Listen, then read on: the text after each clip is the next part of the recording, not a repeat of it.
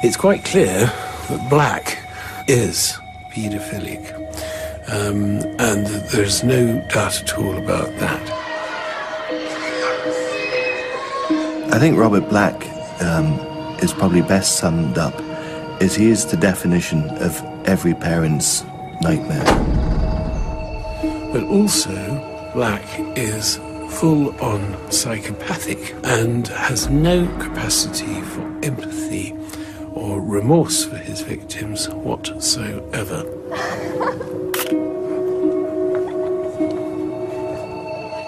You were watching Caroline. Then what did you do? Nothing. Did my job. And once the victim is secured, they become merely a vehicle for his expression of paedophiliac desires. It would seem that you know, from the moment Black woke up in the morning till the moment he went to bed at night, his thoughts were given over to the abuse of children.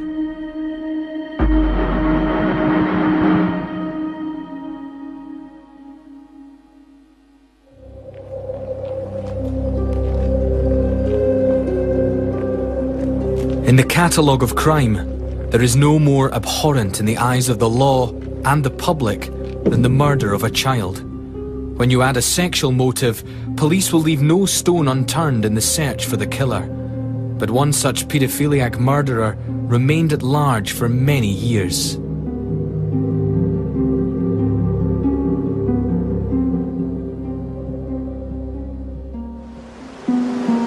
He carried out grotesque acts of indecency against his young victims and dumped their bodies in various locations across the UK. On a hot Friday afternoon in July 1982, an 11-year-old girl was walking back to her home in Northumberland. She'd been playing tennis in the town of Coldstream in the borders between Scotland and England.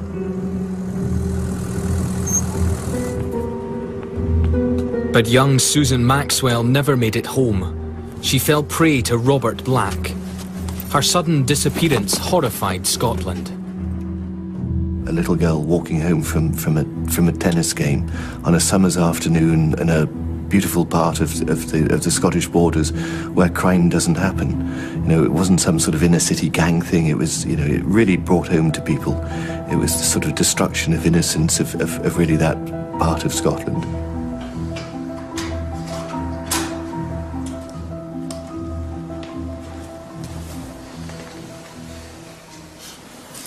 Your mother, Robert. Tell me about your mother. I never knew my mother. She abandoned me when I was a kid. Didn't even know my father's name. It's very far from the ideal start in life, and pretty well every denominator of successful, stable personality development was not exactly there for him. Black spent his early years in the Scottish Highlands.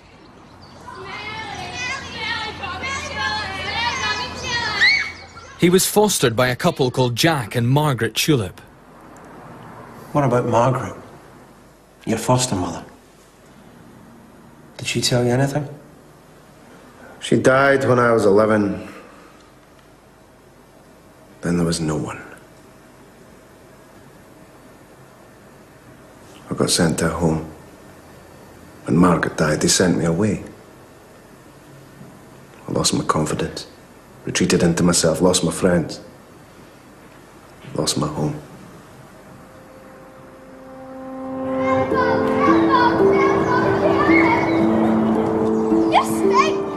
Black lost his foster father when he was 5, and his foster mother died 6 years later.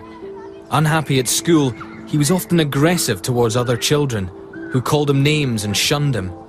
Known as Smelly Bobby Tulip in the local community, the young Robert Black had very few friends. He had a pretty rough start, but others too have a particularly rough start, and they don't go on to become serial killers and abductors of defenseless little girls.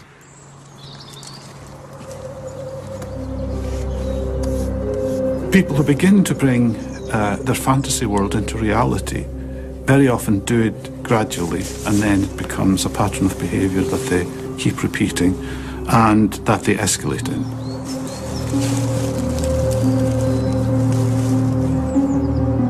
As a child, Robert Black developed seriously abnormal sexual fantasies. Later in life, he recalled feeling that he would have preferred to be a girl and used to dress up in female clothing. Black was destined to spend the remainder of his childhood in and out of care and ended up in children's homes.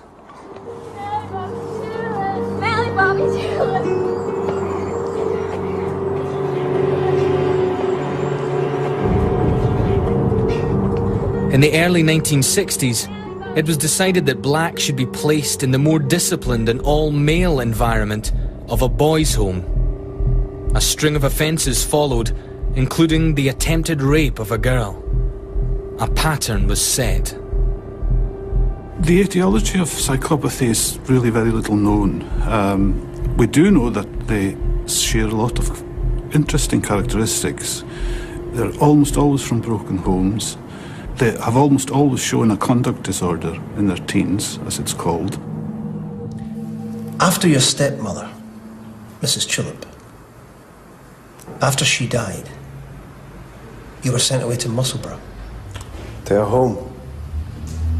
That's when they interfered with me. Couldn't leave. Couldn't tell anyone. There's nowhere to go. I was recommended. What do you mean? When a boy left the home, a boy that was being interfered with,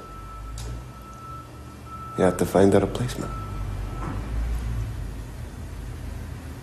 I was recommended. You were abused. My reports improved. That was the deal. A lot of importance has been put on the fact that he became one of a succession of boys where it was suggested that each boy, when they left the home, would recommend another boy, and he became the one who was recommended to the abuser. And obviously that's entirely unacceptable, but it doesn't necessarily translate that that is a stepping stone for paedophilia. Black eventually secured a job as a delivery driver and accommodation in a hostel in a town near Glasgow. He later admitted to molesting a number of girls during this phase of his life. Did you ever have a girlfriend? Yeah, I had a girlfriend. We split up. When we split, I had to move away for work. How did that make you feel? Felt rejected. Abandoned. The way my mother left. Margaret left. They all left.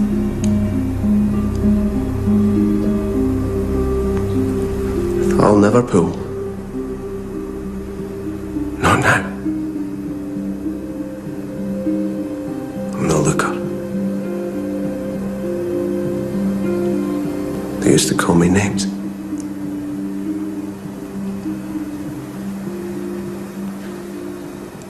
Violating other children that survived, on his own admission, he's violated somewhere between 30 and 40 in a given patch.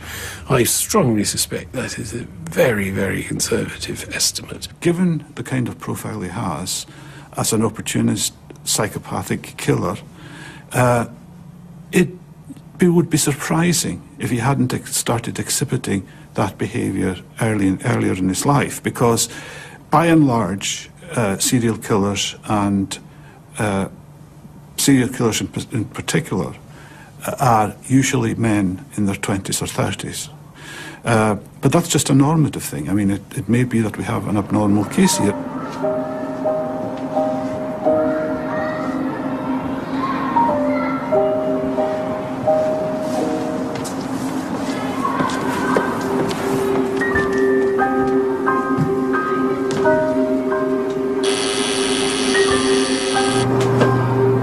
The attempted rape of the 7-year-old resulted in Black being admonished, but not charged. Eventually, he left Scotland and moved to London. He obtained low-paid work as a van driver for a poster delivery company.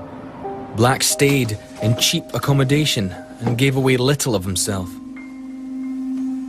That would, if you like, be part of the modus operandi.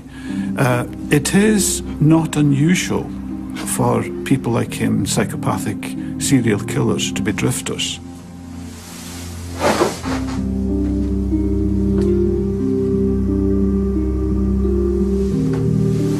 Paedophilia, in Greek means the love of children.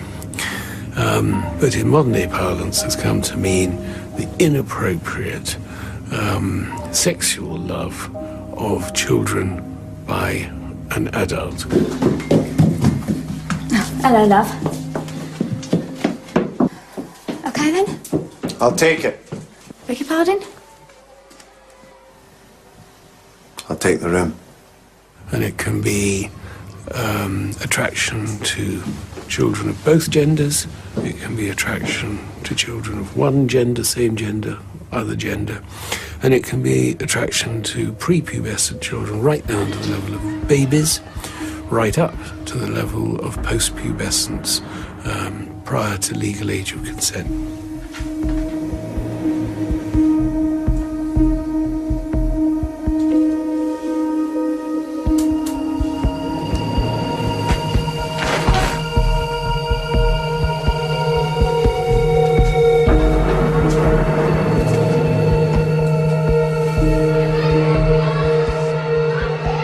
They bring their vulnerabilities to that person, and that's exactly what this kind of person wants. They want someone who they can subjugate, and someone who will bend to their will, and someone who they can use.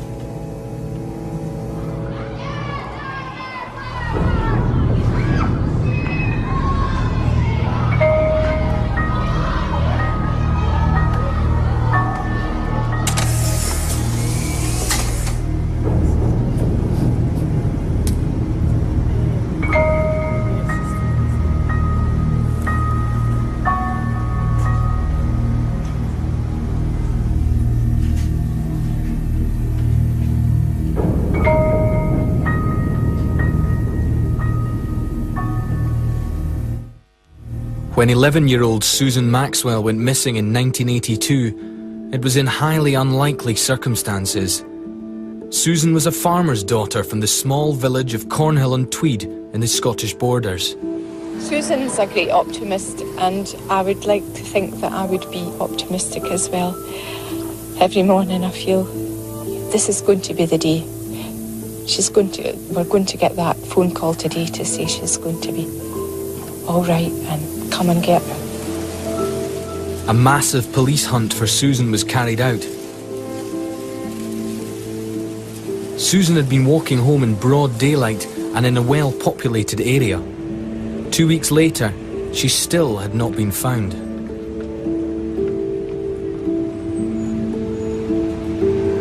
Her parents had just returned from broadcasting a live appeal on national radio when police arrived with devastating news. A child's body had been found, and they were 99% certain that it was Susie. I remember he wouldn't use the word dead, No, though. he didn't. That was strange. He said, "We've found a girl and she's not alive."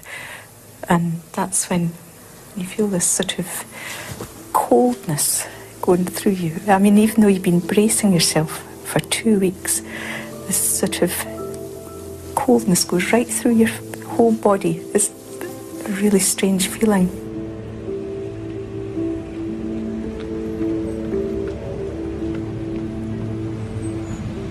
The hit has to get bigger. It is like an addiction in that sense. And that's one way you could read it, that he was needing to get bigger hits. Susan's killer lived in a sordid, solitary world of depravity. Black had few friends and divided his time between his work and his fixation with little girls. I think if you met him in the street, you'd think that he was perhaps, rather an unpleasant person. Certainly, I don't think bodily hygiene came very high up in his list of priorities.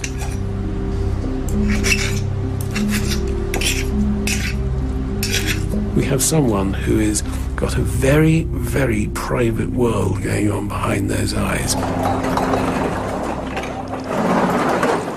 Almost exactly a year after Susan's murder, a 5-year-old girl went missing from a fun fair in Portobello on the outskirts of Edinburgh. Caroline Hogg was a popular and trusting little girl. Given her very young age, the alarm was raised immediately when she did not come home. He is an impulse killer. He finds himself in the right circumstances or the wrong circumstances, and he commits the crimes. 8th of July, 1983. Does that date mean anything to you? Not particularly. It's the day Caroline Hogg disappeared.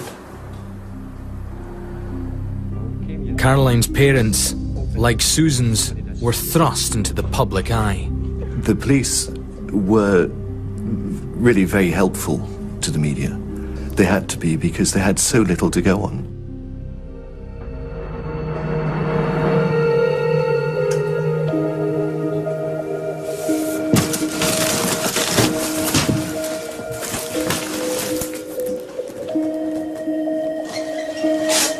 Black's sinister obsession with children's clothing had not diminished.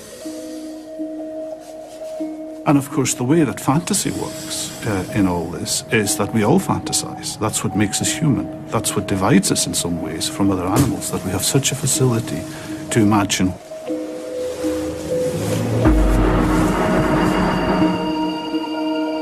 We all imagine what it's going to be like to try and form a relationship with another person, to think sexually about that, to act it out in our fantasies, and eventually, hopefully, to actualize that in reality.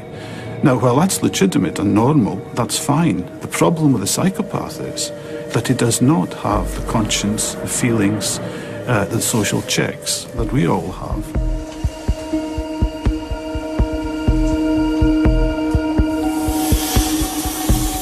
And it comes as absolutely no surprise whatsoever that he's not putting his hands up for any of it in terms of acknowledgement of guilt or innocence, because in so doing, be it acknowledgement of guilt, statement of innocence, he'd have to defend himself, and that would bring out the possibility that he'd have to tell us about his private world.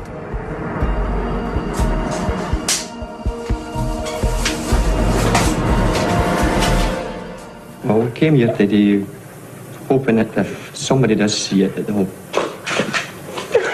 just bring her back, whoever has her. Or if anybody knows anything at all, just to let the police know. But 10 days after she went missing, Caroline's body was found. Very easy for a grown man to push about a 5-year-old, a 10-year-old, a 15-year-old girl. As a consequence, they are perfect targets. The pattern very often with people like him is not to conceal, but it was quite clearly part of his modus operandi. Caroline's body was not concealed. She was found in Leicestershire, many miles from her Portobello home.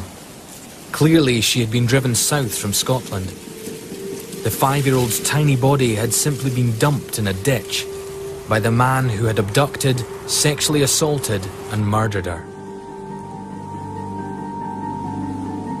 In order to understand why he made no attempt to dispose of the body, or conceal the body more accurately, you have to understand that they were by that stage nothing more than a vehicle. Black continued to live a seemingly mundane life, making ends meet as a driver and living in cheap bedsits in London. Later, it was revealed that several acquaintances had stopped seeing him because his behaviour around their children left them very uncomfortable. But he was never reported to the police. Sleep well? Like a baby. Good. That's what I like to hear. Sorry, is she disturbing you? Fresh orange? Bridget, why don't you go and do that in your room, love?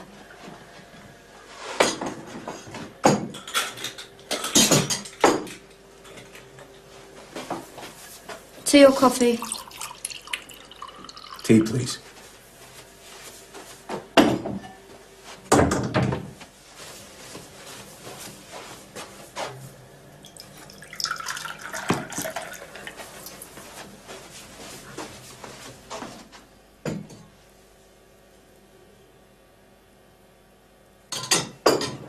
The investigation into the deaths of Susan and Caroline grew to such a scale that Northumbria CID were drafted in to coordinate the various police forces involved. It was the first time in the UK that a senior officer was put in charge of an inquiry crossing forces and national boundaries. There are similarities between the two deaths, which tend to lead some people to think that the same person's responsible. But I must also say there are certain differences, and it's just possible, in fact more than possible, that two different people are responsible. Perhaps slightly unusually for police in those days, he established very, very strong personal relationships with the relatives of the victims of these crimes, and he became very aware of their needs in terms of information, and he was always anxious to ensure that if there was going to be a development, that these parents found out about it first. He was mortified at the thought of them finding out something from any other source other than him. A police photo fit of a man seen with Caroline Hogg at the fairground near Edinburgh resembled Robert Black very much as he looked at the time of her disappearance. But despite widespread circulation, it failed to lead police anywhere near him. There's a swimming pool in Portobello. You used to go there to watch the children. To watch one child in particular that day. You were watching Caroline. Then what did you do? Nothing. Did my job. People saw you there, in your van, free to travel around and watch children. Pick up the children you wanted, pick them up in your van. No. You were seen. It's not me. Psychopaths always think that they're better than the rest of the world, and they always think that they have power and knowledge, and he's hanging on to that power and knowledge in that he's not confessing, not telling what happened.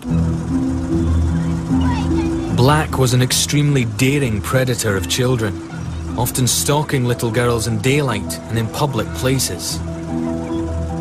He carried his abduction kit in the van in case the opportunity ever arose. He had bindings and gags and a sleeping bag to put them in.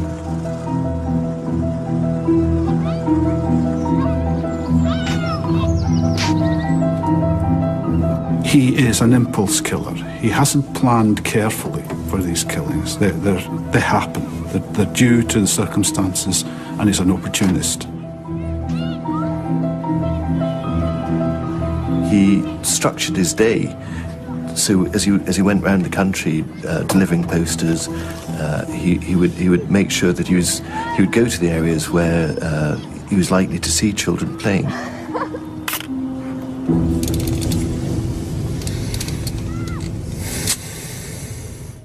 Police were becoming convinced that the killer was a man who drove for a living because of the scattered locations near motorways where the bodies had been found. Public concerns began to place greater pressure on the investigation, especially since some tabloids compared the abductions and killing of the young girls with the notorious Moors murders. Another very important characteristic is the complete inability to empathise with other people. That is, to take the place of the other person and understand what they're feeling, because they haven't got the feelings themselves to understand it. The other one that's very apparent when you take a history of a psychopath is that they are unable to learn from experience. And we've also got, critically, the capacity to know what he's doing is wrong, to know that it is abhorrent to society, and to know that he's willing to lie, lie, and lie again. Thank you. Right.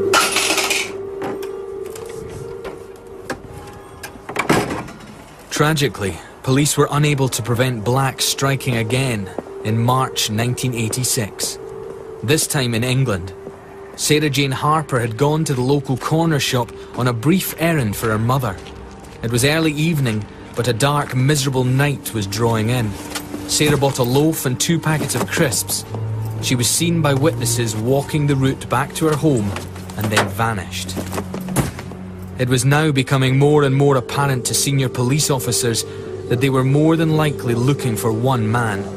The killer was using the same tactics over again, and his crimes were spreading geographically. Sarah Harper's body was eventually found in the River Trent to the west of Nottingham. Pathology reports concluded that she had been seriously sexually assaulted and that she was alive but unconscious when put in the water. Indications were that Sarah had been in the river for around 3 weeks. Police drafted in employees of British Waterways to try and help pinpoint the exact location where the killer might have dumped his 3rd young victim. He's got to be stopped. He's got to be put away. He's got to be stopped. He can't go on abusing children as he has done. In your van. Free to travel around and watch children. Pick up the children you wanted. Pick them up in your van. Names of suspects and witnesses were cross-checked against the police database in Edinburgh looking after the earlier 2 killings. Sarah was a Salvation Army girl, the embodiment of innocence ripped apart by the man who had abducted, assaulted and murdered her. The identity of the individual becomes of virtually no significance whatsoever. And if they die, well, that's just an accident that would happen. And he's, I believe, even used that word, an unfortunate accident.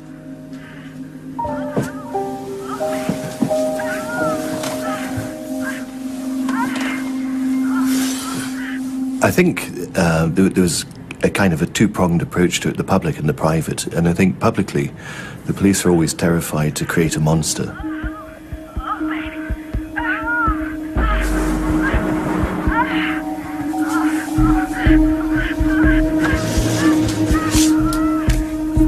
Black continued to do as he pleased. Despite his past convictions, he never once came under the police radar.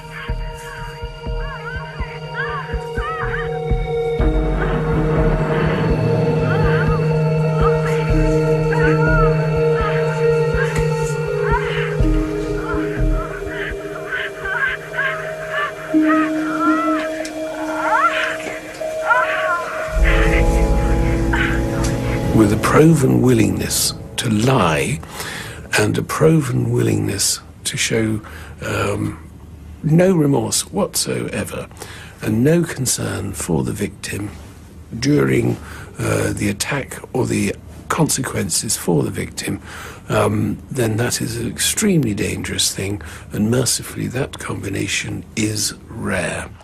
Quite remarkable case that was based not on sort of great detective work per se, but on absolutely slogging away through thousands and thousands and thousands of company records. The company that Black worked for had kept very detailed accounts of all the deliveries that all their drivers had made, all the petrol sales that the drivers had made, and they were able to put Black in areas of the abductions and the dumping of the bodies by meticulously piecing together all these things. Computers remained basic, and the killer's strength was that he was always on the move. Then, a technological breakthrough had a major impact on the case. The Home Office Large Major Inquiry System, HOMES as it came to be known. HOMES was introduced into the British Police Service after the debacle of the Yorkshire Ripper inquiry, and the fact that Sutcliffe had appeared in the inquiry in Yorkshire on more than one occasion, and there'd been nothing in place to identify that fact and heighten the suspicion with which the police should have regarded him. Peter Sutcliffe had been interviewed 9 times before he was finally convicted in 1981 of the murder of 13 women. With only paper and no system of cross-reference, he was freed without charge each time. Holmes was developed as a result. Like Sutcliffe, Black was not in fact on any system. And they don't like to say at too early in a stage that there's one person in all likelihood responsible for all 3 abductions. But I think privately, because the cases were so strikingly similar, they probably knew from the moment that Caroline Hogg was abducted from Portobello that in all likelihood they may well be looking for just one person.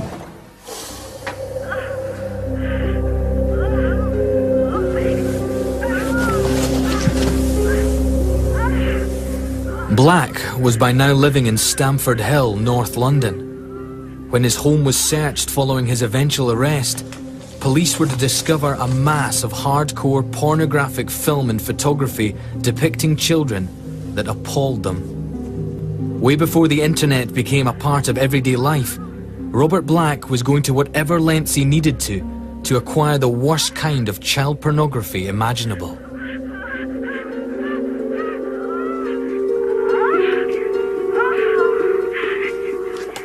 I mean, it would be as important to him, I reckon, as eating and drinking. Can you tell me what happened in Grangemouth? I stayed in a boarding house. You were accused of molesting your landlord's 9-year-old granddaughter. It wasn't like that. She got something from it too. There were items of clothing, children's clothing, found inside your van. It made me feel close to them. I liked the swimsuit. Touch the cloth. Wear it next to me. And the photographs of children? I just take pictures of them. Watch them. Playing. Swimming. With their families. Robert, if you had a child, if you were a child's father, and you saw someone taking photographs of your little girl, what would you do? Go to the police. Get help. Get it all sorted out.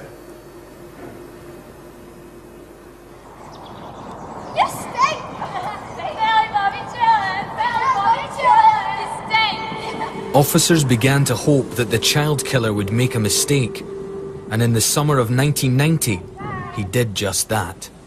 The arrest of Black was just a fantastically good example of good citizenship. It happened in the peaceful village of Stowe in the borders of Scotland and England. Local man David Herkes was mowing his lawn one afternoon when he noticed something. As he was walking up and down his garden, he saw a van stop, thought nothing of it, saw a girl that he vaguely recognised walking on the pavement. As the girl disappeared behind the van, Mr. Herkes became aware that she hadn't emerged from the other side. Took the registration. I nipped over to a neighbour's house and said, the family at home. One was playing a 2-door up with a friend, and I told her what I thought I'd seen. Of course, panic.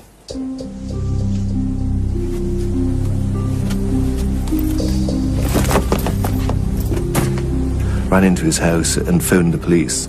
And Black had driven out of the village at high speed in the van, and he realised he was going the wrong way, so he turned round in a lay-by and came back down the A7 through the village, obviously rather hoping that no one would have been aware of what he'd just done only minutes beforehand.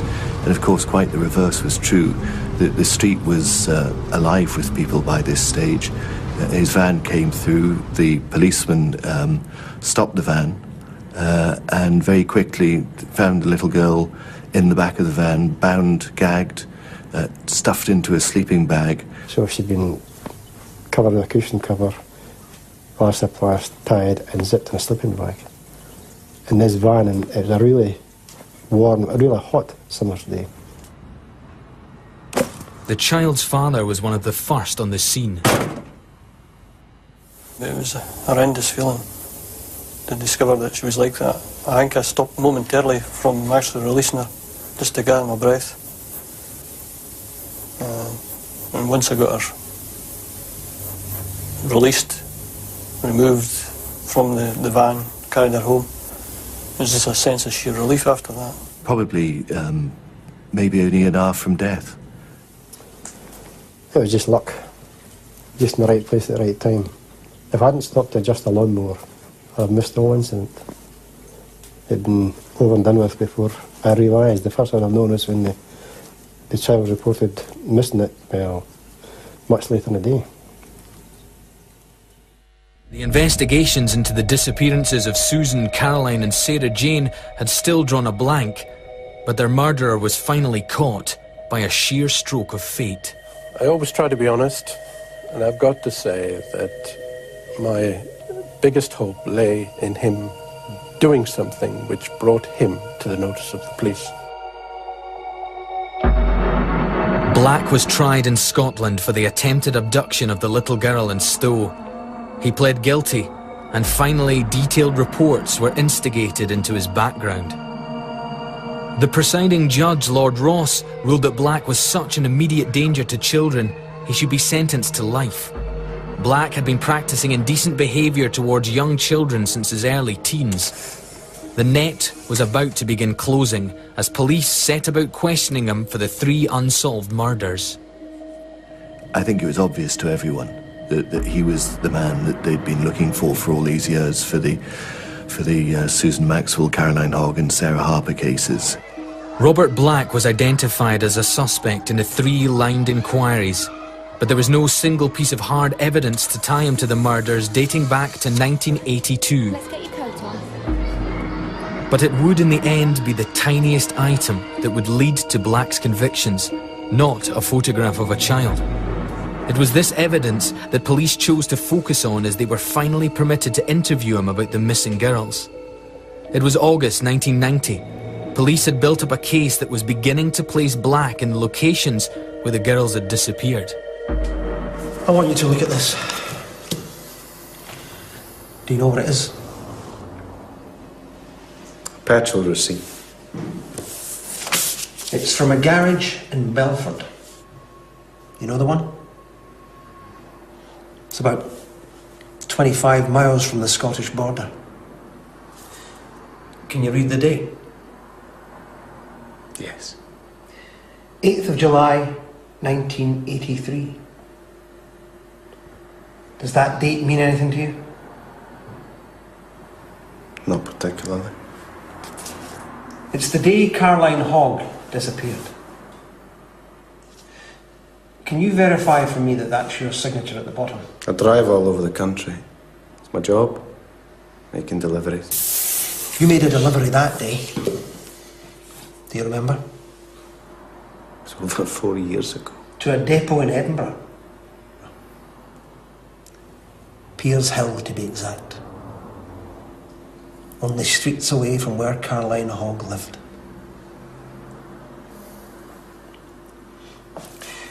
There's a swimming pool in Portobello. You used to go there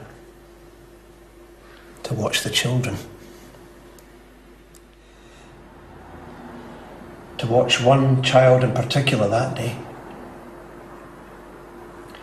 You were watching Caroline. Then what did you do? Nothing. Did my job. People saw you there. In your van. Free to travel around and watch children. Pick up the children you wanted, pick them up in your van. No. You were seen. It's not me. Take another look. It looks nothing like me. Do you recognise this child? No. What about this child? You've got the wrong man.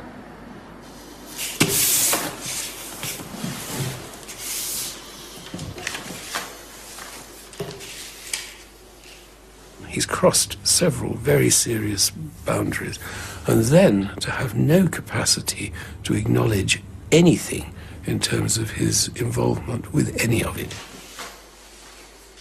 10 charges were eventually brought against Black. taking into account his various offences over many years. A deeply complicated and multi-layered case gradually built up, until eventually Black was brought to trial at Newcastle Crown Court under the laws of England and Wales. He pled not guilty to every charge. His conduct through the trial was really quite emotionless. He just sat and, you know, he was just almost like a member of the public, just sitting watching the trial unfold around him. What do you expect a child killer to look like or behave like? When the guilty verdict came in, he is reported to have looked across at the police officers and said, "Well done, boys," before he was led down. Now then, if that's true, that is pure form psychopathy. Pure form, because he'd sat there totally capable of sitting there listening to being defended in this way, in the full knowledge that he would then look over at the police officers, some 20 plus of them, and go, "Well done, boys." That is pure form psychopathic behaviour. Black was sentenced to life, with the judge's recommendation that he serve a minimum of 35 years.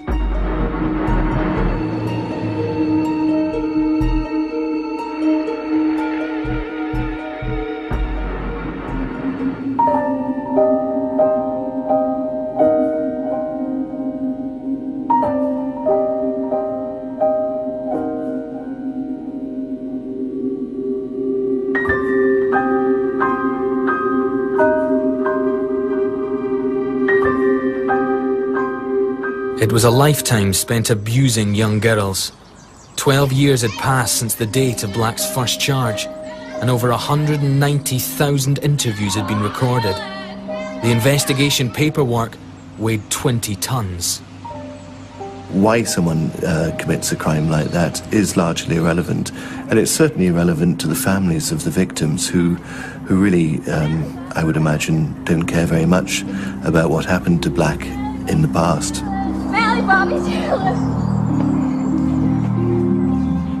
We know that this person's now safely in jail and the public are going to be protected.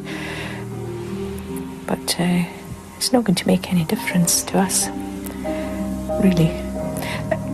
It may draw some sort of veil over an episode that's gone on a long time, but as far as we're concerned, all that matters is we don't have Susie. The loss is the major thing. I really don't care what happens to him. Rehabilitation doesn't come into it. He's not going to be released. We don't care much how rehabilitated or otherwise he is.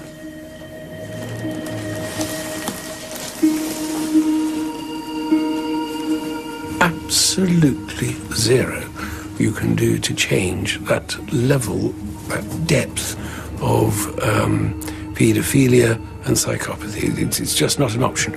All one can do is to prevent him acting out on it.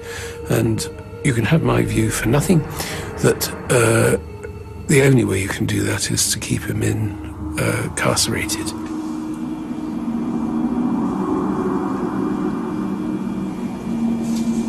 I would find it very hard to think that a man as fundamentally evil as Robert Black would be able to turn off these urges for long periods of time. And I would imagine that he will have been responsible for far more than perhaps we'll ever know. If we're going to find the word fortunate about anything to do with Black, then he is rare. Bridget, why don't you go and do that in your room, love?